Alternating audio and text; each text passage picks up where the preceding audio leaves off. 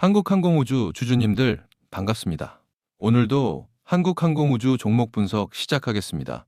여러분, 지금 한국항공우주에게 엄청난 소식이 두 가지나 나왔습니다. 바로 한화에어로가 한국항공우주 지분을 8%로 확대했고, 한국항공우주가 차세대 중형위성 2호 발사에 성공한 건데요. 그런데 이게 정말 단순한 기사일까요? 절대 아닙니다. 이건 한국항공우주라는 기업의 정체성이 완전히 바뀌고 있다는 신호입니다.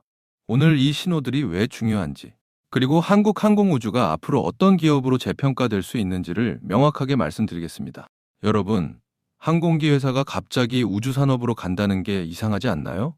겉보기엔 전혀 다른 사업처럼 보이거든요. 하지만 질문을 다르게 던져봅시다.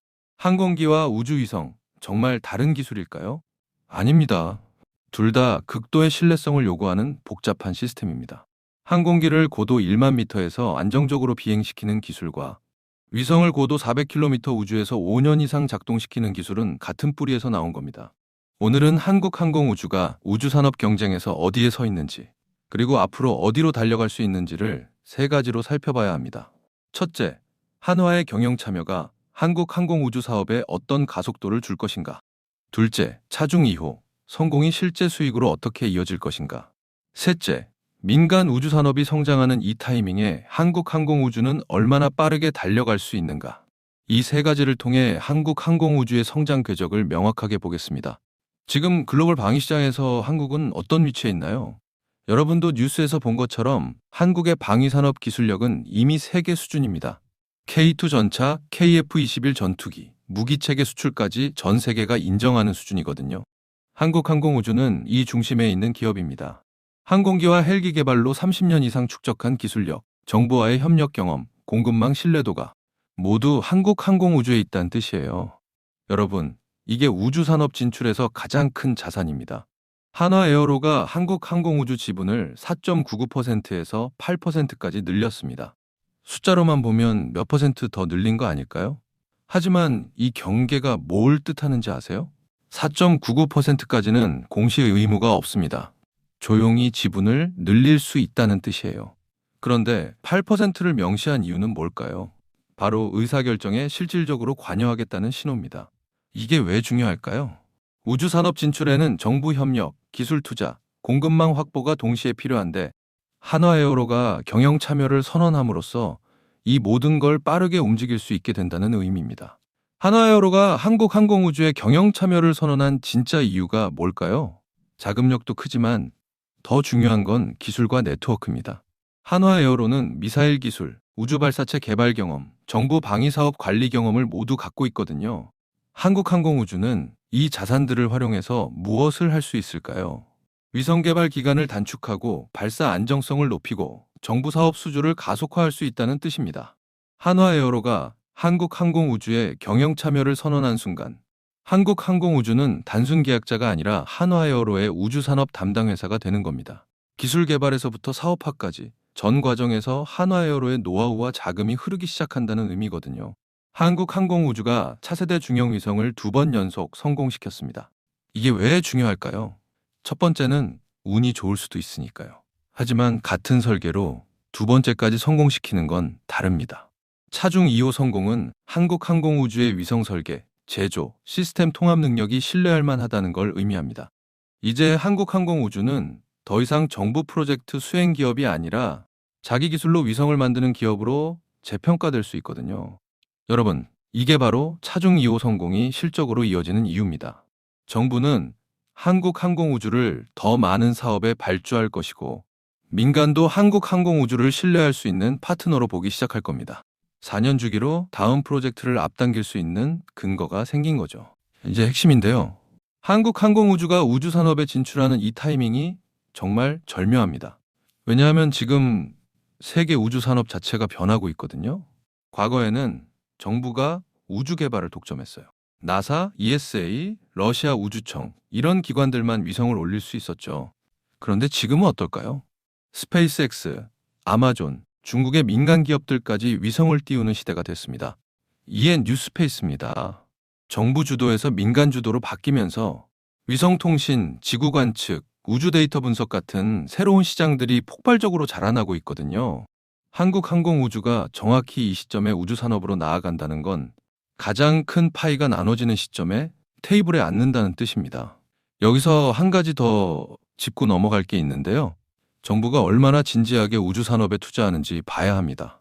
한국 정부는 향후 5년간 우주산업에 총 수조 원대의 투자를 계획하고 있습니다. 차중 3호부터 시작해서 통신위성, 기상위성, 지구관측위성까지 파이프라인이 있거든요. 한국항공우주가 이 사업의 핵심 수행사가 될 가능성이 매우 높다는 뜻이에요. 게다가 민간 시장도 자라나고 있어요. 위성통신 서비스를 원하는 통신사, 지구관측 데이터를 필요로 하는 기업들이 늘어나면서 한국항공우주 같은 위성 개발 회사에 대한 수요도 자연스럽게 늘어난다는 의미입니다. 만약 여러분이 투자자라면 이런 질문을 할 겁니다. 한국항공우주 말고 다른 회사는 없나? 삼성, LG, 한국전자 같은 대기업들은 안 할 거야? 현실은 다릅니다. 우주산업은 반도체나 전자제품처럼 진입이 쉽지 않거든요. 국방부, 과학기술정보통신부 같은 정부 기관과의 협력이 필수입니다. 그리고 그 협력의 신뢰도는 경험과 실적으로만 쌓입니다. 한국항공우주는 30년 이상 항공기 개발로 정부와 협력해온 기업입니다. 이 신뢰도는 돈으로 사올 수 없어요. 다른 기업이 새로 진출하더라도 정부가 발주하는 우주산업 사업의 첫 선택은 한국항공우주가 될 수밖에 없다는 뜻입니다. 이게 바로 한국항공우주의 가장 큰 경쟁력입니다. 기술력도 있고 정부 협력 경험도 있고 한화에어로처럼 자금력 있는 기업의 백업까지 받고 있다는 거죠. 물론 좋은 면만 있는 건 아니에요. 첫 번째 리스크는 정부 정책 변화입니다. 우주산업 예산의 대부분이 정부 예산이기 때문에 정치 상황이나 경제 상황에 따라 사업 일정이 연기될 수 있다는 뜻이거든요. 만약 다음 정부가 우주산업 투자를 줄인다면 한국항공우주의 차중 3호나 차중 4호 사업이 미뤄질 수 있습니다. 그렇다면 한국항공우주의 실적 성장이 계획보다 늦춰질 수 있겠죠. 하지만 절대 망하는 건 아닙니다. 왜냐하면 한국항공우주는 여전히 방위산업이라는 기본 사업이 있거든요. 우주산업은 추가 성장 동력일 뿐 회사 생존을 좌우하지 않습니다. 국방력은 정치 변수를 초월하는 가치니까요. 두 번째 리스크는 글로벌 경쟁 심화입니다. 한국의 우주산업 성공이 증명되면 일본, 인도, 유럽 기업들도 앞다투어 시장에 진입할 겁니다. 가격 경쟁이 심해질 수 있다는 뜻이죠. 그렇다면 한국항공우주의 경쟁력이 희석될까요? 그럴 가능성은 낮습니다. 왜냐하면 여기서 핵심은 가장 빠르게 시장을 장악하는 것이기 때문입니다. 우주산업은 네트워크 효과가 강해서 먼저 사업을 수행한 회사가 정부 신뢰를 얻고 그 신뢰가 다음 사업으로 이어진다는 뜻이거든요. 한국항공우주는 차중 2호로 이미 신뢰를 입증했고 한화에어로의 경영 참여로 자금과 기술을 확보했습니다. 경쟁사들이 따라올 시간은 한국항공우주가 이미 몇 발 앞서 나갈 수 있다는 의미입니다. 지금까지의 이야기를 딱 세 줄로 정리해 드릴게요. 첫째, 한화에어로의 경영 참여는 한국항공우주의 우주산업 진출에 기술과 자금이라는 엔진을 달아주는 것입니다. 둘째, 차중 2호 성공은 한국항공우주가 위성을 자력으로 개발할 능력이 있음을 증명했습니다. 셋째, 뉴스페이스 시대의 성장 파이가 가장 커지는 바로 지금이 한국항공우주가 수익화를 시작할 타이밍입니다. 이 세 가지 조건이 모두 맞춰진 게 지금이란 거죠. 그렇다면 앞으로 한국항공우주에서 눈여겨봐야 할 변곡점은 뭘까요? 첫째, 차중 3호 사업이 공식 발표되는 시점입니다. 이건 정부가 한국항공우주의 우주산업 역량을 최종 확인했다는 신호가 될 거예요. 둘째, 통신위성이나 기상위성처럼 새로운 위성 프로젝트에서 한국항공우주가 주도 역할을 맡게 되는 시점입니다. 이 두 가지 모멘텀이 발표되는 순간 시장은 한국항공우주를 완전히 다르게 평가하기 시작할 겁니다. 오늘 한국항공우주에 대한 모멘텀과 리스크 측면은 이쯤에서 설명을 드리겠고요. 지금부터 굉장히 중요한 내용 하나만 말씀드리겠습니다. 여러분, 제가 지금부터 여러분들이 어디서도 들을 수 없는 엄청난 이야기 하나만 드려볼게요. 최근 삼성전자, SK하이닉스 많이 오른 거 다들 알고 계시죠? 시총 1위 삼성전자는 단기간에 무려 4배가 올랐고 20만 원 하던 SK하이닉스는 100만 원까지 무려 5배가 올랐습니다. 그런데 수많은 전문가들은 아직도 더 상승이 가능하다고 말합니다. 일단 많은 분들이 HBM 때문에 오른 거 아니야? 아직 더 오를 게 있어? 여기서 하나만 확실히 말씀드릴게요. 이 HBM 때문에 올랐다는 말, 반은 맞고 반은 틀렸습니다. 진짜는 아직 시작도 안 했어요. 지금 시장이 주목하는 건 HBM 그 너머에 있습니다. 지금 삼성이 수조 원대 자금을 쏟아붓고 있는 기술, 아마 들어보셨을 겁니다. 바로 유리기판입니다. 그리고 지금 시장에 알려지지 않은 어떤 한 기업이 유리기판의 게임 체인저로 조용히 떠오르고 있습니다. 이미 삼성의 막대한 자본이 이 기업으로 흘러들어가고 있고 AI, 반도체, 2차 전지까지 세 가지 테마가 동시에 엮여 있습니다. 최근 시장만 봐도 테마가 너무 빠르게 바뀌잖아요. 그런데 이 종목은 세 가지 테마가 동시에 묶여 있어서 꾸준한 상승이 가능하다는 겁니다. 그리고 지금 시점에서 가장 중요한 질문 하나 드려볼게요. 여러분, 지금 엔비디아, 인텔, 구글의 가장 큰 고민이 뭔지 아세요? AI 성능은 하루가 다르게 진화하고 있는데 문제는 그만큼 열도 어마어마하게 뿜어낸다는 겁니다. 성능이 올라갈수록 발열도 함께 올라가는데 기존 반도체 구조로는 이제 그 열을 감당할 수가 없는 거예요. 한마디로 성능의 한계가 아니라 열의 한계에 막혀버린 겁니다. 그래서 지금 엔비디아와 삼성이 긴밀하게 협력을 논의하고 있는 거고 AMD 수장까지 직접 방한한 겁니다. 그런데 여기서 이상한 점이 하나 있습니다. 삼성이 세계 최고 실력이라고 자부하는 이 기업의 주가는 아직 바닥입니다.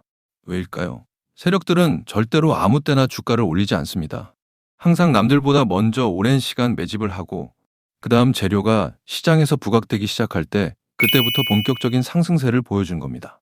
그런데 이 종목 같은 경우에는 유리기판이라는 초강력 재료를 가지고 있고 삼성의 거대 자금이 빠르게 들어가고 있기 때문에 한번 움직임이 시작하면 절대 이 가격대엔 못 산다는 겁니다. 그리고 소름 돋는 게 하나 더 있습니다. 제가 작년에 추천드렸던 원익홀딩스 기억하시죠? 똑같이 바닥권에서 횡보하며 장기 매집이 시작됐고 거래량이 본격적으로 튀어오르기 시작하더니 무려 8배 넘는 상승이 나왔습니다.